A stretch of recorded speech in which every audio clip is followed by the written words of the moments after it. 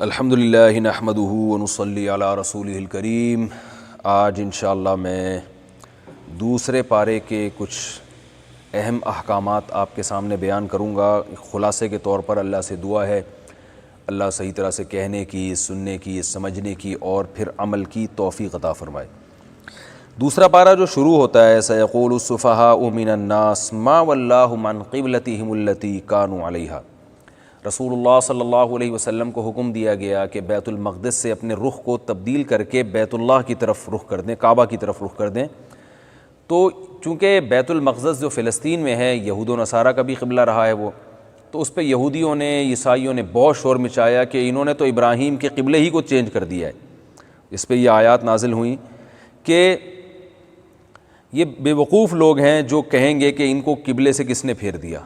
تو آپ ان کو جواب میں کہہ دیں للہ المشرق والمغرب، بھئی اللہ کے لیے مشرق مغرب ہے، جہاں چاہے حکم دے، کوئی اسپیسیفک کوئی جگہ بذات خود مقصود تو نہیں ہوتی، مقصد تو اللہ کی اطاعت ہے۔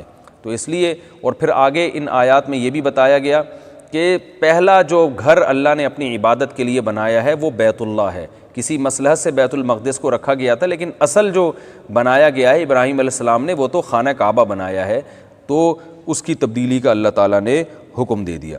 اور پھر یہود و نصارہ نے جو اعتراضات کیے تو اللہ نے بتایا ان کے اعتراضات کی فکر نہ کریں، اصل جو ہے نا نیکی یہ نہیں ہے کہ تم مشرق یا مغرب کی طرف رخ پھیرو، اصل نیکی تو اللہ کی اطاعت ہے۔ تو جہاں اللہ حکم دے رہا ہے، پہلے وہاں حکم تھا تو وہاں آپ کی نماز ہو رہی تھی، اب اللہ نے یہاں کہہ دیا تو یہاں نماز ہوگی۔ اس میں اللہ نے یہ بھی بتایا یا ایھا الذین آمنوا استعینوا بالصبر والصلاۃ، بہت اہم آیت ہے، ایمان والو صبر اور نماز سے مدد طلب کرو۔ کیا مطلب؟ صبر کہتے ہیں روکنے کو، جب کوئی غم آیا کرے نا تو واویلا نہ مچاؤ، بلکہ صبر کرو، صبر کے جو فضائل ہیں وہ سوچو۔ اور دوسری نماز میں مشغولیت، آپ جتنا نماز پڑھیں گے اللہ کی طرف آپ کی توجہ ہوگی اتنا زیادہ آپ ریلیکس ہوں گے۔ یہ باقاعدہ مشاہدے پر مبنی ایک حقیقت ہے۔ غموں میں جب انسان اللہ کو یاد کرتا ہے تو ایک عجیب لذت اسے محسوس ہوتی ہے۔ یہی وجہ ہے کہ مسلمانوں میں خودکشی کا ریشو کم ہے۔ کیسا ہی گناہ گار مسلمان ہو، غم کے موقع پر اللہ کو یاد کر ہی لیتا ہے اور اللہ تسلی اسے دے ہی دیتا ہے۔ میں نے بہت سے پریشان لوگوں کو دیکھا ہے کہ پریشانی میں اللہ کی طرف آ جاتے ہیں اور اللہ انہیں توبہ کی توفیق دے دیتا ہے اور ان کی زندگیاں چینج ہو جاتی ہیں۔ اسی میں اللہ نے یہ بھی بتایا کہ دیکھو غم تمہیں آتے رہیں گے، وَلَنَبْلُوَنَّكُمْ بِشَيْءٍ مِّنَ الْخَوْفِ وَالْجُوعِ وَنَقْصٍ مِّنَ الْأَمْوَالِ وَالْأَنفُسِ وَالثَّمَرَاتِ، دنیا ہمیشہ ایک جیسی نہیں رہے گی، ہم تمہیں آزماتے رہیں گے خوف کے ذریعے، بھوک کے ذریعے، پیسے کے نقصان کے ذریعے، جانوں کی ہلاکتوں کے ذریعے، تمہاری معیشت تباہ ہوگی، پھلوں کی ہلاکتیں ہوں گی۔ تو آج جو وائرس دنیا میں پھیلا ہوا ہے یہ بھی ایک اس کی مثال ہے۔ یہ کیا ہے؟ جانیں ہلاکتوں میں آ رہی ہیں، معیشت تباہ ہو رہی ہے۔ تو اللہ فرماتے ہیں یہ آزمائشیں آتی رہیں گی، وَلَنَبْلُوَنَّكُمْ، ضرور بے ضرور ہم تمہیں آزماتے رہیں گے، لیکن اس آزمائش میں واویلا نہیں مچانا۔ وَبَشِّرِ الصَّابِرِينَ، صبر کرنے والوں کو اے نبی خوشخبری سنا دیں۔ اب آپ بتاؤ غیر مسلم کے پاس تسلی کی ایسی آیتیں ہیں، وہ تو بیچارے پاگل ہوئے ہوئے ہیں، جو نہیں بھی مرے وہ ڈپریشن سے مر رہے ہیں۔ تو آپ احتیاطی تدابیر مکمل اختیار کریں، لیکن ساتھ ساتھ صبر بھی کرنا ہے۔ اور صبر کیسے کرنا ہے اس کا اللہ نے بہترین نسخہ بیان کر دیا، فرمایا اذا اصابتہم مصیبہ، جب ایمان والوں کو کوئی مصیبت پہنچتی ہے، یعنی کوئی خوف یا بھوک، معاشی ترقی نہ ہو رہی ہو، معاشی نقصان ہو رہا ہو یا جانیں ہلاک ہو رہی ہوں، تو وہ کیا کہتے ہیں انا للہ، ہم اللہ کے غلام ہیں، ہم اللہ کے لیے ہیں۔ ظاہر ہے جب اللہ کے لیے تو اللہ کو حق ہے جو چاہے کرے ہمارے ساتھ۔ وَإِنَّا إِلَيْهِ رَاجِعُونَ، اور ہم نے لوٹ کر اسی کی طرف جانا ہے۔ کیا مطلب؟ بھائی خوشی میں ہو غم میں ہو جانا تو ادھر ہی ہے، تو اگر ہم غم میں صبر کریں گے جب اس کے پاس جائیں گے تو اس کا ہمیں نعم البدل عطا کرے گا، بدل عطا کرے گا۔ یہ دو چیزیں سوچ کے ان کو تسلی ہو جاتی ہے کہ ایک تو ہم اللہ کے لیے ہی، دیکھیں کافر کیا سمجھتا ہے، وہ اپنے آپ کو اس زمین کا بے لگام بادشاہ سمجھنا شروع کر دیتا ہے۔ جیسے دنیا کی بڑی بڑی طاقتیں اپنے آپ کو سپر پاور سمجھ بیٹھی تھیں، اپنی معاشی ترقی پہ ان کو بڑا ناز تھا کہ ہم ایسے ہیں اور ایسے ہیں۔ اب ایک چھوٹا سا وائرس، آپ کو پتہ ہے یہ جو کرونا وائرس ہے نا، میں نے اس پہ بڑی تحقیق کی ہے، سائنسدانوں سے بھی کچھ ورکشاپ لی ہے میں نے، کہ یہ بیکٹیریا سے 200 گنا سے بھی زیادہ چھوٹا ہے ایک عام وائرس سے، یعنی ایک عام جرثومے سے کتنا چھوٹا ہے۔ اور آپ اس کی بدماشی دیکھیں، اتنا چھوٹے سے وائرس کم بخت نے امریکہ جیسی سپر پاور کو ہلا کے رکھ دیا ہے۔ کل ہمارے کسی ریلیٹیو نے بتایا امریکہ سے کہ 1.5 کروڑ لوگ امریکہ میں بے روزگار ہو گئے ہیں، اور ہمارے ملک پاکستان میں بھی بہت تیزی سے بے روزگاری بڑھ رہی ہے. بڑی بڑی کمپنیوں نے اپنے ملازمین کو نکال دیا. یو اے ای نے بہت ساری کمپنیاں یو اے ای میں بند ہو گئیں. ہمارے ایک ریلیٹیو ابو ظہبی میں بہت اچھی پوسٹ پہ تھے, ان کو لیٹر مل گیا کہ بھئی آپ کو ہم نے فارغ کر دیا ہے. تو ایک چھوٹا سا وائرس, تو یہ کیا ہے, دنیا میں انسان اپنے آپ کو بے لگام بادشاہ سمجھنا شروع کر دیتا ہے, اکڑ دکھانا شروع کر دیتا ہے, میں یوں میں نے ہواؤں کو مسخر کر دیا, میں نے سمندروں کو مسخر کر لیا, سمندروں کو اپنے تابع بنا لیا. تو اللہ نے فرمایا بھائی ہم تمہیں آزماتے رہیں گے اور تمہیں تمہاری اوقات دکھاتے رہیں گے. تو جو ایمان والے ہیں وہ کہیں گے یہ تو نارمل ہے, اس لیے کہ ہم تو اللہ کے لیے, بھائی ہم تو کہتے ہی نہیں کہ یہ زمین ہماری ہے, ہم تو خود اپنے نہیں ہیں, ہم خود کسی اور کے ہیں, تو یہ زمین ہماری کہاں سے ہو گئی, یہ معیشت ہماری کہاں سے ہو گئی, یہ ترقی ہماری کہاں سے ہو گئی. ایک آدمی خود کسی اور کا ہے اور وہ کہہ رہا ہے یہ موبائل میرا ہے, تو بھائی تم تو خود اپنے نہیں ہو, تمہیں تو ایک چیز میں اختیار نہیں ہے, تو یہ چیزیں تمہاری کہاں سے ہو گئیں. تو اللہ نے فرمایا کہ ایمان والے تسلی رکھتے ہیں کہ بھئی ہم اللہ کے ہیں, اور ایک تسلی یہ بھی ہوتی ہے کہ اس پر ہمیں اجر ملے گا. انا الیہ راجعون, ہم نے لوٹ کر اللہ کی طرف جانا ہے. اور نبی صلی اللہ علیہ وسلم نے خوشخبری سنائی, فرمایا حتی الشوکۃ یشاکھا, ایک کانٹا بھی تمہیں لگتا ہے نا, اس سے جو تکلیف ہوتی ہے اس پہ بھی آپ صلی اللہ علیہ وسلم نے فرمایا تمہارا گناہ معاف ہوتا ہے اور اللہ تمہیں نیکی دیتے ہیں. تو جب ایک کانٹا لگنے پر گناہ معاف ہو رہے ہیں اور نیکیاں مل رہی ہیں, تو ایک وائرس اور ایک وبا میں جو ہمیں ٹینشن ہوگی, اس ٹینشن پہ اگر صبر کریں گے احتیاطی تدابیر کے ساتھ, تو پھر یہ کتنی بڑی فضیلت کا ذریعہ بن جائے گی. تبھی صحابہ کرام میں جب طاعون پھیلتا تھا وہ ٹینشن نہیں لیتے تھے, بلکہ وہ خوش ہوتے تھے کہ بھئی شہادت کا اجر ملے گا. اچھا یہاں ایک بات ذہن میں رکھیں, خوش ہونے کا یہ مطلب نہیں کہ احتیاطی تدابیر چھوڑ دیں آپ. بعض لوگ کیا کرتے ہیں, اعتدال کے راستے سے ہٹتے ہیں کہ وہ خود سے بیمار ہونے کی کوشش کر رہے ہیں. تو ایسی آزمائش جو اللہ کی طرف سے ہو, آپ پوری احتیاطی تدابیر اختیار کر رہے ہو, لیکن پھر بھی اللہ کی طرف سے آزمائش آ جائے تو اس آزمائش میں صبر کرنے پر اجر بھی ملتا ہے اور اللہ کی طرف سے صبر کی توفیق بھی ملتی ہے. اور ایک آزمائش جو انسان کی اپنی حماقتوں کا نتیجہ ہو, تو اس میں علماء کہتے ہیں کہ اکثر اس میں انسان کو صبر کی توفیق بھی نہیں ملتی. اور جیسے دیکھیں کوئی اللہ کسی کو مار دے تو موت ہے, لیکن کوئی خود اپنے آپ کو مار دے تو خودکشی ہے. ایک ہی عمل ہے لیکن ایک حرام ہے اور ایک اللہ کی طرف سے ہے, اس میں صبر پہ ثواب ملتا ہے. انسان کی جو ہے نا وہ عالم برزخ میں پہنچ جاتا ہے, اپنے اعمال کا حساب کا وقت آ جاتا ہے اس کے پاس, لیکن خودکشی کرے گا تو حرام موت مرے گا. تو اس لیے دو چیزوں کو خلط مت نہیں کرنا چاہیے. تو اللہ نے فرمایا ایمان والے کہتے ہیں جب بھی کوئی مصیبت آتی ہے ہم اللہ کے ہیں اور ہم نے لوٹ کر اسی کی طرف جانا ہے. اللہ فرماتے ہیں اولئک علیہم صلوات من ربہم, یہ بہت اہم آیت ہے اس پارے کی. فرمایا یہ وہ لوگ ہیں جن پر رب کی طرف سے خاص رحمتیں نازل ہوتی ہیں, ورحمہ اور عمومی رحمت بھی. رحمت ایک عام رحمت, اور صلوات جو اللہ کی مخصوص قسم کی رحمتیں جو خاص لوگوں پہ نازل ہوتی ہیں. تو پتہ یہ چلا کہ ٹینشن نہیں لینا بھائی, پریشانیوں میں دو چیزیں سوچنی ہے, بھائی اللہ کے ہیں اور اس کا اجر ہمیں ملے گا. تو یہ دو چیزیں جو سوچے گا وہ ریلیکس بھی ہو جائے گا اور اس کو اللہ کی طرف سے خصوصی رحمتیں بھی اس کے اوپر نازل ہوں گی. وَأُولَٰئِكَ هُمُ الْمُهْتَدُونَ, فرمایا یہی لوگ سیدھے ہدایت پر ہیں. صرف نماز روزہ پڑھ لینا کافی نہیں ہے, بلکہ غم میں انسان کا پتہ چلتا ہے کہ وہ اس غم کو کیسے سامنا کرتا ہے, اس پریشانی کا کیسے سامنا کرتا ہے. اور مسلمان کے لیے تو یہ ٹینشنیں اس لیے بھی رحمت بن جاتی ہیں کہ وہ اللہ کے قریب ہو جاتا ہے, وہ گناہوں کے چھوٹنے کا ذریعہ بن جاتی ہیں. نبی صلی اللہ علیہ وسلم نے فرمایا جب کسی قوم میں بے حیائی پھیلتی ہے تو ایسی بیماریاں آئیں گی کہ کبھی ان کے باپ دادا نے سنا بھی نہیں ہوگا. تو جب ہم یہ حدیث پڑھتے ہیں تو اس وبا میں ہمیں کم از کم بے حیائی سے توبہ کی توفیق تو ملنی چاہیے. بہت سے لوگوں کو الحمدللہ توفیق ملی ہے, تو یہ بھی تو ایک اللہ کی رحمت ہے کہ جو گناہ ان سے نہیں چھوٹ رہا تھا ایک وبا نے ان سے وہ گناہ چھڑوا دیا. تو اور بہت سارے گناہ ہیں جو وباؤں میں چھوٹ جاتے ہیں. آپ دیکھیں جو ہے کتنے سارے جرائم ہیں جو معاشرے میں چلو وقتی طور پر ہی بند ہوئے لیکن ہو گئے الحمدللہ. تو بہت سے جرائم ہو بھی رہے ہیں, ان کو بھی ہمیں ختم کرنے کی کوشش کرنی چاہیے. تو اس طرح سے یہ وبائیں اور یہ آزمائشیں مسلمان کے حق میں رحمت بن جاتی ہیں. رسول اللہ صلی اللہ علیہ وسلم نے فرمایا طاعون ایک عذاب ہے جس پر اللہ چاہتا ہے مسلط کرتا ہے, لیکن اسے مومنین کے حق میں اللہ رحمت بنا دیتا ہے. تو یاد رکھے ہر مومن کے حق میں نہیں, وہ مومن جو صبر کرے گا اور وباؤں میں گناہ سے توبہ کی کوشش کرے گا اور اللہ کی طرف رجوع کرے گا, اس کے لیے یہ وبائیں رحمت بن جاتی ہیں. اللہ نے اس میں یہود کے ان علماء کی بھی برائی کی جو ہدایت کی باتیں لوگوں کو بتاتے نہیں تھے, چھپاتے تھے. ان الذين يكتمون ما انزلنا من البينات والهدى من بعد ما بيناه للناس في الكتاب اولئك يلعنهم الله. فرمایا ہم نے تورات نازل کی، اس میں حکام دیے، یہود کے بہت سے علماء وہ حکام لوگوں سے چھپایا کرتے تھے صرف پیسوں کی لالچ میں اور عزت کی لالچ میں۔ تو ہم اس امت کے علماء کو بھی حکم دیا جا رہا ہے کہ آپ نے پیسوں کی لالچ میں، عزت کی لالچ میں، نام کی خاطر اللہ کے احکامات کو چھپانا نہیں ہے۔ فرمایا وَإِلَٰهُكُمْ إِلَٰهٌ واحد، ایک الہ ہے، اور پھر اللہ نے اس ایک معبود کے دلائل دیے کہ آسمانوں و زمینوں کی پیدائش میں اور دن اور رات کے اختلاف میں، اور وَالْفُلْكِ الَّتِي تَجْرِي فِي الْبَحْرِ، سمندر میں جو کشتیاں چلتی ہیں، اور پھر اللہ نے جو آسمان سے پانی برسایا اور ہر قسم کے جانوروں کو زمین پہ پھیلا دیا، یہ سب اللہ کی قدرت کے نمونے ہیں۔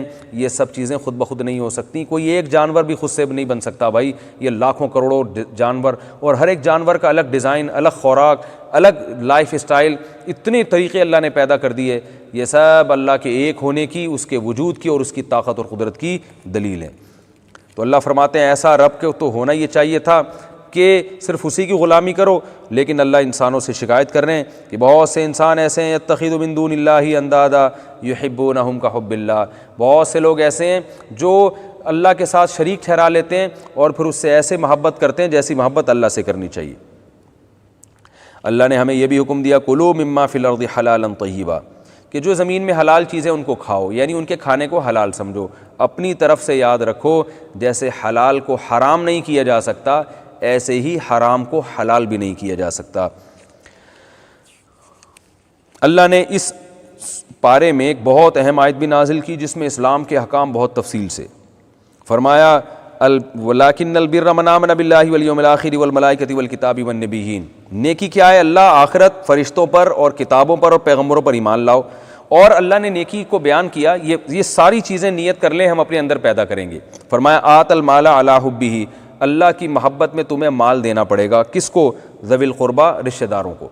تو جو آدمی اللہ کی محبت میں اپنے رشتہ داروں پہ خرچ نہیں کرتا، اللہ کی نظر میں وہ نیک نہیں ہے۔ والیتامى، فرمائے یتیموں پہ خرچ کرو، والمساکین، عام غریبوں پہ خرچ کرو، وابن السبیل، کوئی مسافر ہے بیچارہ بھولا بھٹکا جس کو ضرورت ہے اس کے ساتھ حسن سلوک کرو، والسائلین، جو مانگنے والے ہیں یعنی جو بھکاری واقعی مستحق ہیں ان کے ساتھ خرچ کرو، وفی الرقاب، اور غلاموں کو آزاد کرنے میں خرچ کرو، غلاموں کو غلامی کی توق سے نکالنے میں خرچ کرو۔ اللہ یہ چاہتے ہیں کہ انسان میرا غلام بنے۔ آج اندرون سندھ میں بہت سے ایسے ہاری ہیں جن کو ان کے مالکوں نے غلام بنا کے رکھا ہوا، ان کو قرضہ سود پہ دے دے کے پھر ان کو یرغمال بنا کے رکھتے ہیں۔ الحمدللہ ہم نے دیکھا بعض لوگ کیا کرتے ہیں، ان کے قرضے ادا کر کے ان کو وہاں سے جو ہے وہ آزاد کراتے ہیں۔ یہ بھی غلامی کی ایک قسم ہے۔ تو آپ نے اگر دیکھا ہے کسی سیٹھ نے کسی کو قرضہ دے دے کے غلام بنایا ہوا ہے تو آپ اس کا قرضہ ادا کر کے اگر اس غلامی سے اس کو نجات دلواتے ہیں تو یہ بھی اسی فضیلت میں داخل ہے۔ IMF نے قرضے دے دے کے بہت سے ملکوں کو غلام بنایا ہوا ہے، تو بھائی اگر کوئی حاکم کسی ملک کو IMF کی غلامی سے نکالتا ہے تو جب ایک شخص کو غلامی سے نکالنے کی فضیلت ہے تو ملکوں کو غلامی سے نکالنے کی بھی فضیلت ہے۔ اللہ کرے ہمارے حکمران ہمارے ملک کو IMF کی غلامی سے نکالیں کسی طریقے سے۔ پھر اللہ نے فرمایا وَأَقَامَ الصَّلَاةَ وَآتَى الزَّكَاةَ، صرف یہی نہیں کہ مخلوق کے حقی، اللہ کا حق بھی ادا کرے، جیسے کہ میں نے کل کے درس میں بھی بتایا تھا کہ صرف مخلوق کا نہیں، یعنی پچھلے درس میں نے بتایا تھا کہ صرف مخلوق نہیں، اللہ کو بھی، اللہ کا کے حکام بھی ادا کرنے ہیں۔ جو لبرل لوگ ہیں وہ مخلوق کا حق تو مانتے ہیں، اللہ کا نہیں مانتے۔ اللہ نے فرمایا اقام الصلاۃ وآت الزکاۃ، نماز بھی قائم کرے، زکوٰۃ بھی دے۔ والموفون بعہدہم اذا عاہدوا، کیریکٹر کو بھی درست کرنا ہے۔ وہ کیسے؟ کہ جب کوئی ایگریمنٹ کرو تو اس کو پورا کرو۔ والصابرین فی البأساء والضراء، اور جنگوں میں، بیماریوں میں صبر کرنا ہے۔ حین الباس، لڑائی کے وقت میں بھی تم نے صبر کرنا ہے۔ اولئک الذین صدقوا، یعنی میدان جنگ میں بھی صبر کرنا ہے، بیماریوں میں بھی اور غربت میں بھی صبر کرنا ہے۔ فرمائے جن کے اندر یہ صفات ہوں گی، اولئک الذین صدقوا، یہ سچے لوگ ہیں، ایمان کے دعوے میں سچے، اور یہی متقون ہیں، پرہیزگار لوگ ہیں۔ اس پارے میں اللہ نے جو فوجداری کے احکام ہیں نا، جرائم کو دنیا سے ختم کرنے کے، وہ حکام بھی بیان کیے۔ ان میں ایک حکم اللہ نے بیان کیا قصاص کا۔ اسلام میں کیا ہے؟ قتل کا بدلہ قتل ہے، جبکہ آج دنیا میں قصاص کا نظام ختم ہو گیا۔ اسلام قصاص کو مانتا ہے، اور قصاص کا اختیار حکومت کو نہیں دیتا بلکہ مقتول کے وارثوں کو اختیار دیتا ہے۔ کسی کے باپ کو قتل کیا تو بیٹوں کو حق حاصل ہے کہ وہ اپنے باپ کے قاتل کو قتل کریں۔ حکومت کا کام مینجمنٹ ہے کہ وہ دیکھنا ہے کہ قاتل نے قتل کیا بھی ہے یا نہیں کیا، اور قاتل کو پکڑ کے مقتول کے وارثوں کے حوالے کرنا، یہ گورنمنٹ کا کام ہے۔ گورنمنٹ کا کام معاف کرنا یا قتل کرنا بالکل بھی نہیں ہے۔ آج یہ حکم بھی جو ہے نا وہ دنیا سے ختم ہوتا جا رہا ہے، اور اس کی وجہ سے جرائم پھیلتے جا رہے ہیں۔ اور اللہ نے اس میں ہمیں حکم دیا روزوں کا، کتب علیکم الصیام، اے ایمان والو تم پر روزے فرض ہیں جیسے تم سے پہلی امتوں پہ روزے فرض تھے۔ اسی میں رمضان کی فضیلت کو بھی اللہ نے بیان کیا کہ رمضان وہ مہینہ ہے جس میں قرآن نازل ہوا، اور اللہ تعالیٰ نے اس آیت میں ہمیں یعنی اس پارے میں ہمیں ایک اہم حکم دیا، لا تاکلوا اموالکم بینکم بالباطل، ایک دوسرے کا مال ناحق طریقے سے کھانے کی اجازت نہیں ہے۔ بتا دیا نہ تم بہروں کی وراثت کھا سکتے ہو، نہ بیوی کا مہر اس کی پرمیشن کے بغیر کھا سکتے ہو، نہ سسرال کی جائیدادیں کھا سکتے ہو وہاں سے لے کے، اور نہ تم رشوت لے سکتے ہو، اور نہ تم کسٹمر کو دھوکہ دے کے مہنگی چیز سستی چیز کو مہنگا کر کے بیچ کے کھا سکتے ہو۔ تو ناحق جتنے طریقے تھے مال کھانے کے اسلام نے سب کو حرام قرار دے دیا۔ فرمایا وَتُدْلُوا بِهَا إِلَى الْحُكَّامِ، اسی طرح حکمرانوں کو پیسے کھلا کے ان سے ناجائز فیصلے کروانا، اس کو بھی اللہ نے حرام قرار دیا۔ جج کو پیسے کھلائے جاتے ہیں اپنے حق میں فیصلہ کروانے کے لیے، کسی سیاستدان کو پیسے کھلا دیے جاتے ہیں، پولیس والوں کو پیسے کھلا دیے جاتے ہیں، تو کسی بھی ناحق فیصلہ کروانے کے لیے رشوت دینے کو اللہ نے ان آیت میں حرام قرار دیا۔ فرمایا کہ وَتُدْلُوا بِهَا إِلَى الْحُكَّامِ لِتَأْكُلُوا فَرِيقًا مِّنْ أَمْوَالِ النَّاسِ بِالْإِثْمِ وَأَنْتُمْ تَعْلَمُونَ، فرمایا تمہیں پتہ بھی ہے کتنا بڑا جرم ہے، اس کے باوجود تم یہ کام کرو تو یہ حرام ہے۔ اللہ نے ان آیات میں جہاد کا بھی حکم دیا، قاتلوا فی سبیل اللہ الذین یقاتلونکم، ابتدا میں حکم آیا تھا جو صرف تم سے لڑیں صرف تم ان سے لڑو، اس کے بعد جہاد کی عمومی اجازت دے دی گئی، تو جہاد کی فضیلت کو بیان کیا گیا، تو یہ بھی ان آیات میں تفصیل سے بیان کیا گیا ہے۔ زیادہ تفصیل تو جہاد کی سورہ توبہ میں اور سورہ بقرہ میں ہے، سورہ انفال میں ہے، وہاں انشاءاللہ بیان کروں گا۔ پھر اللہ نے اسی صورت میں حج کی فرضیت کو بھی بیان کیا، اور یہ بھی اللہ نے بتایا کہ جب تم حج پہ جاؤ تو بزنس کرنے میں کوئی حرج نہیں ہے۔ لیس علیکم جناح ان تبتغوا فضلا من ربکم، کہ تم وہاں جا کے اگر کاروبار کرتے ہو تو یہ بھی جائز ہے۔ دیکھیں اللہ تعالیٰ مسلمانوں کی تجارت کو کتنا پسند کرتے ہیں، کہ خاص طور پہ اللہ نے تجارت کی حلت کو بیان کیا کہ بھائی حج کرنے جا رہے ہو تو وہاں بھی تجارت کر سکتے ہو، بلکہ یہ اللہ کا فضل ہے، تلاش کرو جا کے اس فضل کو۔ تو یہ اس سے پتہ چلتا ہے بھائی اللہ مسلمانوں کی معاشی ترقی چاہتے ہیں۔ آج ہمارے یہاں دین کا ایک ایسا تصور پیش کیا جاتا ہے کہ بس بالکل دنیا سے دور ہو کے بیٹھ جاؤ اور مسلمانوں کا بیڑا غرق کر دو۔ تو اللہ نے اسباب اور وسائل اختیار کرنے کا بھی حکم دیا، فرمایا حج کر رہے ہو تو غریبی میں بزنس بھی کرو، تجارت بھی کرو، اس سے کیا فائدہ ہوگا، مسلمانوں کی تجارت مضبوط ہوگی۔ آج افسوس کے ساتھ کہنا پڑتا ہے ہم جب حج کرنے جاتے ہیں تجارت یہودیوں کی اسٹرانگ ہو رہی ہوتی ہے۔ آپ جب حج کریں گے نا تو جتنے بھی حاجی جمع ہوتے ہیں وہاں پہ تو پروڈکٹ ساری یہودیوں کی بک رہی ہوتی ہیں، تو ایسا لگتا ہے یہودیوں نے ہمیں چھوڑ کر یہودیوں نے ان آیات پر عمل کرنا شروع کر دیا اور معاشی لحاظ سے مضبوط ہو گئے۔ اگر وہاں پر ہماری پروڈکٹ بک رہی ہوتی تو آج ہم ترقی کرتے، آج ہم مضبوط ہوتے۔ انہی آیات میں اللہ نے حکم دیا ادخلوا فی السلم کافہ، ایمان والو اسلام میں مکمل داخل ہو جاؤ۔ یہ جو ہم آدھا تیتر آدھا بٹیر کچھ احکام لے لیے کچھ چھوڑ دیے، اللہ اس کو نہیں مانتے، اللہ کہتے ہیں پورے اسلام میں داخل ہو۔ پھر اللہ نے خرچ کرنے کا حکم دیا اور یہ بھی بتایا کہ سب سے پہلا تمہارا مال کا مستحق کون ہے، وہ ہیں فللوالدین، ما انفقتم من خیر فللوالدین، سب سے پہلے اولاد پر والدین کا حق ہے، والاقربین، اور پھر قریبی رشتہ داروں کا حق ہے۔ تو قریب سے قریب رشتہ دار کا آپ کو پہلے خیال کرنا پڑے گا، پھر یتیم ہیں، پھر مسکین ہیں، پھر مسافر ہیں، تو ان کو اسی ترتیب سے اللہ نے ہمیں خرچ کرنے کا حکم دیا گیا ہے۔ اور اللہ نے یہ بھی بتایا کہ خرچ کرنا کتنا ہے، اللہ نے فرمایا العفو، جو اضافی ہے وہ خرچ کرو، ایسا نہ ہو کہ اتنا خرچ کر دو کہ کل اپنے ضروری خرچوں کے لیے لوگوں سے بھیک مانگنی پڑے۔ تو یہ بہت اہم حکم اللہ نے دیا کہ بھائی جو اپنے ضروری خرچے ہیں ان کا پہلے خیال کرو، جو اضافی ہے وہ تم اللہ کے راہ میں خرچ کرو۔ اس کا معیار یہ ہے کہ اتنا خرچ کرنا کہ کل کسی اور سے بھیک مانگنی پڑے، اس کی اسلام نے اجازت نہیں دی۔ نکاح کے احکام بھی اللہ نے بیان کیے کہ مشرک مرد اور مشرک عورت سے نکاح حلال نہیں ہے، صرف یہود و نصارہ کی عورتوں سے نکاح کو حلال قرار دیا گیا، اور مردوں سے تو غیر مسلم مرد چاہے یہودی عیسائی ان سے عورت کے لیے نکاح بالکل حرام ہے۔ صرف عورت جو یہودی یا عیسائی ہو اور اپنے دین پر ہو اس سے نکاح مرد کے لیے حلال ہے، باقی ہر قسم کے غیر مسلموں میں نکاح کو اللہ نے حرام قرار دیا۔ آج افسوس کے ساتھ کہنا پڑتا ہے بعض مغربی کنٹریز میں مسلمان عورتیں غیر مسلم مرد سے نکاح کر لیتی ہیں اور بعض مسلمان مرد غیر مسلم عورت سے نکاح کر لیتے ہیں، یہ بالکل حرام ہے، ناجائز ہے۔ اللہ تعالیٰ نے ان آیات میں ہمیں طلاق کے حکام بھی بیان کیے۔ الطلاق مرتان، فرمایا طلاقیں 2 مرتبہ ہیں، اس کے بعد تمہیں حق ہے عمدہ طریقے سے روکو یا رکھ لو۔ اور عورت کو بتایا کہ اگر مرد ظلم کر رہا ہے تو تم اس سے خلا کا مطالبہ کر سکتی ہو، اور خلا یاد رکھیں کہ ایگریمنٹ ہے جو مرد کی مرضی کے بغیر نہیں ہوتا، قرآن میں اسی کو اللہ نے بیان کیا ہے۔ تو یہ جو آج کل عدالتوں میں یک طرفہ خلا کی ڈگریاں جاری کی جا رہی ہیں، یہ شریعت میں کالعدم ہے۔ بہت کم صورتیں ہیں جن میں عدالت کا خلا معتبر ہوتا ہے، لیکن 99% جو عدالتیں خلا دے رہی ہیں وہ کالعدم ہے۔ اس لیے عدالت سے خلا لینے کے بعد کسی مفتی سے، کسی ماہر دارالافتاء سے رجوع کرنا چاہیے کہ یہ خلا شریعت میں کنسیڈر بھی ہے یا نہیں، کیونکہ اللہ نے صاف بیان کیا خلا کے بارے میں کہ فَإِنْ خِفْتُمْ أَلَّا يُقِيمَا حُدُودَ اللَّهِ فَلَا جُنَاحَ عَلَيْهِمَا فِيمَا افْتَدَتْ بِهِ، کہ اگر میاں بیوی حدود اللہ پر قائم نہیں رہ سکتے تو پھر عورت فدیہ دے کے جان چھڑائے گی، یعنی مرد کو مہر معاف کرے گی، اور یہ ایگریمنٹ ہوگا میاں بیوی کے دوران۔ افتداء ایک فدیہ کی ایگریمنٹ ہوتا ہے، تو اس طرح سے ایگریمنٹ ہوگا۔ اللہ نے اس کو فدیہ کے لفظ سے تعبیر کیا جو جانبین سے ہوتا ہے۔ اس پر پوری امت کا اجماع ہے، کسی کا بھی اس میں اختلاف نہیں، کسی مسلک کا بھی، کہ خلا کے لیے شوہر کی رضا ضروری ہے، وہ ایگریمنٹ کرے۔ سعودی عرب میں کیا ہوتا ہے کہ مرد اگر ظلم کرتا ہے تو عدالت اس کو عدالت کے کٹہرے میں لا کے زبردستی طلاق دلواتی ہے، تو طلاق کا رائٹ مرد کے پاس ہے، عدالت کے پاس نہیں ہے سوائے چند صورتوں کے۔ تو اس کی بھی معاشرے میں اصلاح کی ضرورت ہے۔ اللہ نے فرمایا طلاقیں 2 مرتبہ، اس کے بعد چاہو تو رکھو چاہو تو روک دو، بیوی کو روک کے رکھو۔ لیکن اللہ نے فرمایا فَإِن طَلَّقَهَا، اگر مرد نے تیسری طلاق دے دی ہے، فَلَا تَحِلُّ لَهُ مِن بَعْدُ، تو پھر یہ عورت اس تیسری طلاق کے بعد مرد کے لیے حلال نہیں ہے، یہاں تک کہ یہ عورت کسی اور مرد سے نکاح نہ کر لے۔ اور مشہور حدیث میں آتا ہے کہ مرد اس سے ہم بستری بھی کرے۔ آگے اللہ فرماتے ہیں فَإِن طَلَّقَهَا، کہ اگر وہ دوسرا مرد پھر اب طلاق دے دے اس عورت کو تو فلا جناح علیہما ان یتراجعا، کہ پھر اس بیوی اور پہلے شوہر کے لیے جائز ہے کہ وہ نکاح کر لیں۔ اس کو شرعی حلالہ کہا جاتا ہے۔ یہ اگر ایگریمنٹ کے ساتھ ہو تو حرام ہے، اور اس پر حدیث میں لعنت وارد ہوئی ہے۔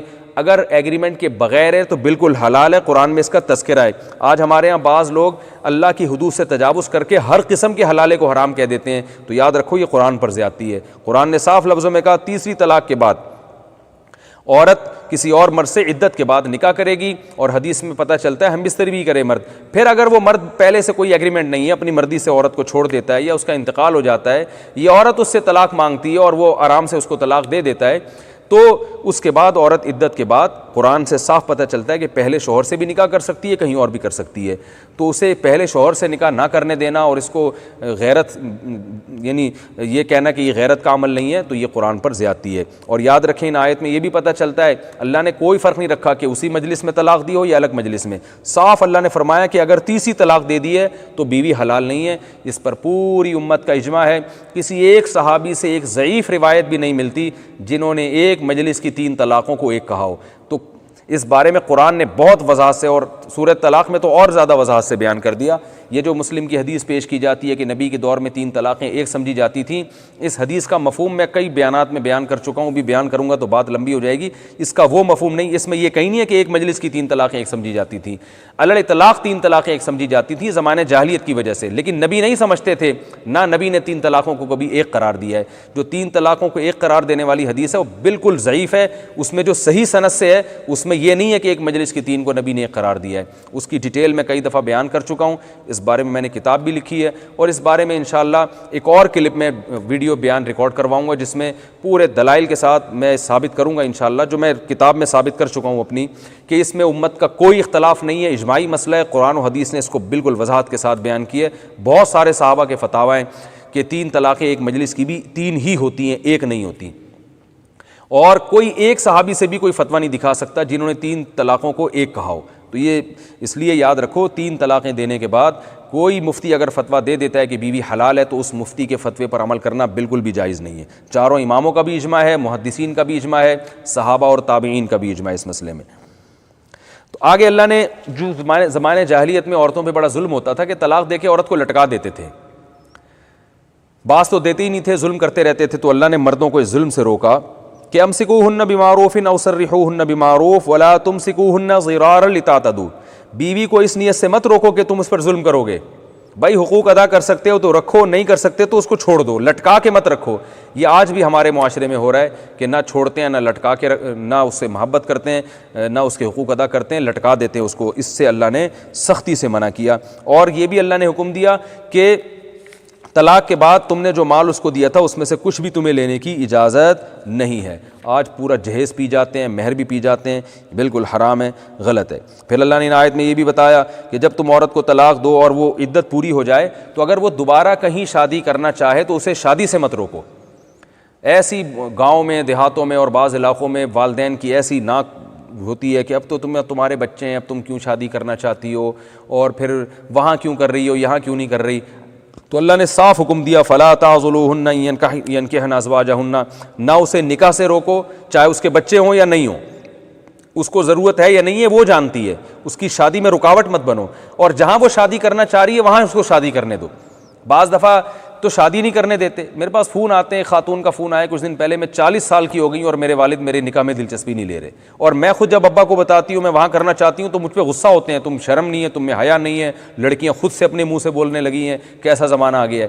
تو یہ حرام ہے بھائی، اللہ نے اجازت دی ہے کہ جہاں وہ نکاح کرنا چاہے اس کو نکاح کرنے دو، اور نکاح بھی کرنے دو، نکاح سے بھی مت روکو۔ اور فرمایا ذالک یوعظ بہ من کان منکم یؤمن باللہ والیوم الآخر، یہ نصیحت ان لوگوں کو کی جا رہی ہے جو آخرت پر اور اللہ پر ایمان رکھتے ہیں۔ کیا مطلب؟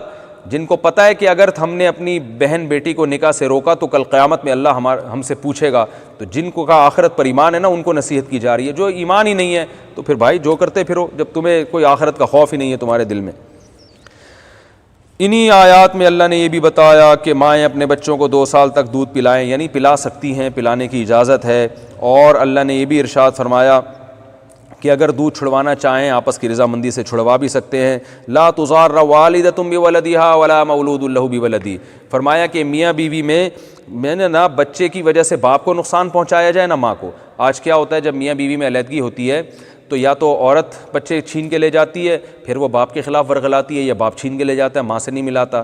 تو اللہ نے اس سے منع کیا ہے بھائی، بچے پر باپ کا بھی حق ہے، ماں کا بھی حق ہے۔ ماں کے پاس اگر بچے رہیں گے تو وہ بچوں کو باپ کے خلاف ورغلائے گی نہیں، باپ خرچہ دے گا لیکن جب چاہے گا بچوں سے آ کے ملتا رہے گا وہ۔ اور بچے اگر باپ کے پاس رہتے ہیں تو ماں کے خلاف نہیں ورغلائے گا اور خرچہ دے گا، وہ اس کا حق ہے، اس کی ذمہ داری ہے، لیکن ماں جب چاہے گی بچوں سے ملتی رہے گی۔ اور فقہاء نے مزید تفصیل بیان کی ہے کہ اگر بچے ماں کے پاس رہتے ہیں تو ہفتے میں کم از کم 1 دن باپ کے پاس رات بھی گزاریں گے، وہ باپ کو حق حاصل ہے۔ آج ہم دیکھتے ہیں کہ بڑا ظلم ہوتا ہے کہ طلاق کے بعد جس کا زور چلتا ہے وہ لے جاتا ہے، اور اکثر عدالتیں عورت کا ساتھ دیتی ہیں، عورتیں بچوں کو لے جاتی ہیں اور پھر سارا خرچہ شوہر سے لیا جاتا ہے۔ یاد رکھیں خرچہ تو شوہر سے لیا جائے گا لیکن پھر بچوں کی تعلیم اور تربیت شوہر کی مرضی کے مطابق ہوگی، باپ کی مرضی کے مطابق ہوگی۔ مائیں اپنی مرضی سے اسکول میں بھی داخل کر رہی ہیں، اس میں باپ کا کوئی مشورہ نہیں ہوتا، بس پیسے اس سے عدالت سے لے رہی ہوتی ہیں، حتیٰ کہ عدالت میں ملوانے کا خرچہ بھی باپ کو دینا پڑتا ہے۔ یہ ظلم ہے، یہ غلط ہے، اور وہ 2 مہینے میں 2 دفعہ منہ دکھائی کہ اب بھاری بھرکم رقم دے رہا ہوتا ہے۔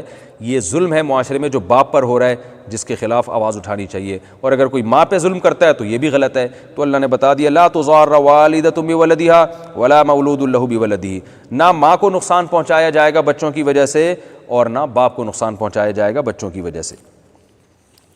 اللہ نے عدت کے حکام بیان کیے ان آیات میں کہ جس عورت کے شوہر کا انتقال ہو جائے تو 4 مہینے 10 دن اس پر عدت واجب ہے۔ آج یہ بھی عدت معاشرے سے ختم ہو گئی ہے، عورتیں شوہر مر جاتا ہے تو گھر سے نکل جاتی ہیں، سفر کرتی ہیں، جی ہم گاؤں جا رہی ہیں، منہ دیکھنے کے لیے شوہر کا جا رہی ہیں، پھر بعض لوگوں نے 40 دن کی عدت بنا لی۔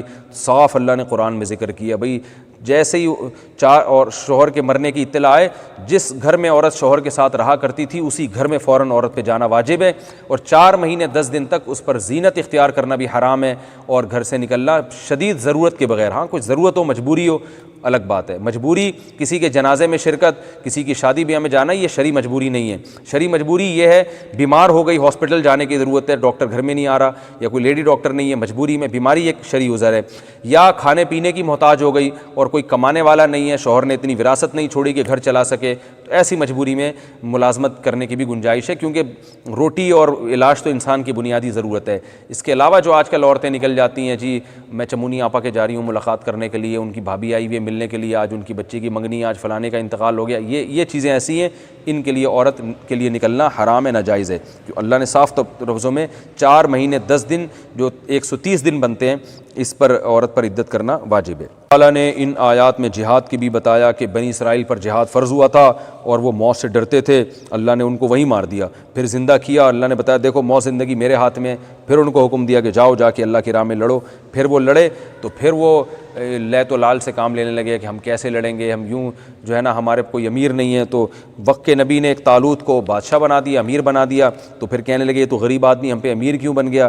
تو پھر نبی نے بتایا کہ اللہ نے ان کو علم اور جسم میں تم پہ فضیلت دی ہے. پتہ یہ چلا کہ کمانڈر کے لیے جسم بھی مضبوط ہونا چاہیے اور نالج بھی ہونی چاہیے. جس کے پاس نالج نہیں ہے اور جسم مضبوط نہیں ہے وہ کمانڈر نہیں بن سکتا فوج کا. اس سے بھی فقہاء نے تو یہاں تک بیان کیا ہے کہ آپ کے پاس ایک فوج کے کمانڈر بنانے کے لیے ایک نیک آدمی ہے, لیکن اس کے پاس تجربہ نہیں ہے, نالج نہیں ہے, اور ایک جو ہے نا فاسق و فاجر ہے مگر تجربے کار ہے اور لڑ سکتا ہے. تو فقہاء نے بیان کیا کہ جو فاسق فاجر ہے نا, چونکہ وہ تجربے کار ہے اور نالج ہے اس کے پاس, اس کو امیر بنایا جائے گا. تو اسباب کو اختیار کرنے کا ہماری شریعت نے حکم دیا ہے, اس لیے کہ یہ جو نیک آدمی ہے اس کو جنگ کا پتہ نہیں ہے, نقشوں کا پتہ نہیں ہے, زمانے کے حالات نہیں جانتا, تو یہ مروا دے گا اتنی پوری فوج کو. تو دیکھیں داؤد علیہ السلام کو اللہ نے زمین میں جب خلافت دی ہے تو لوہے ان کے ہاتھ میں پگھلائے اللہ تعالیٰ نے تاکہ وہ لڑائی کر سکیں. تو اسباب اور وسائل ان کو دیے ہیں اللہ تعالیٰ نے. تو دنیا دارالاسباب ہے, یہ اسباب سے چلتی ہے.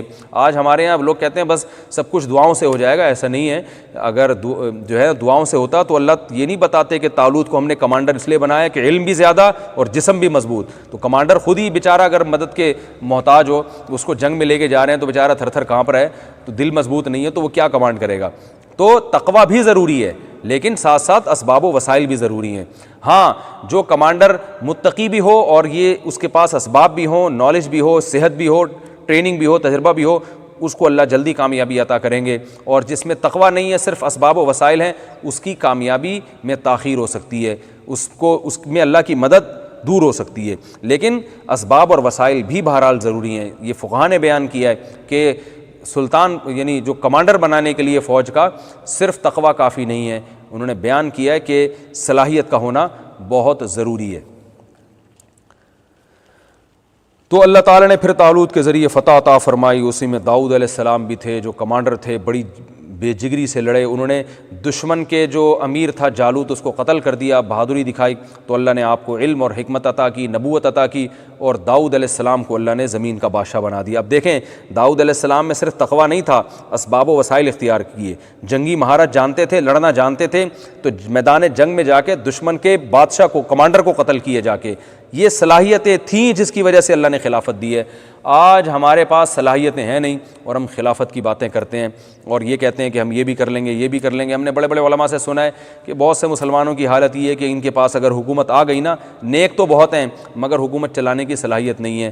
کہتے ہیں کہ اگر ان کے پاس حکومت آ گئی تو یہ جو رہی صحیح حالت ہے نا وہ بھی نہ تباہ ہو جائے ہمارے ملک کی. تو بعض لوگوں میں یہ بھی ہے. تو دونوں چیزیں آپ نے دیکھنی ہے, صلاحیت بھی ہو اور تقویٰ اور للہیت بھی ہو. اللہ تعالیٰ سے دعا ہے اللہ ہمیں جو کچھ ہم نے کہا سنا اس میں کمی کوتاہی معاف فرمائے اور ان آیات پر دل و جان سے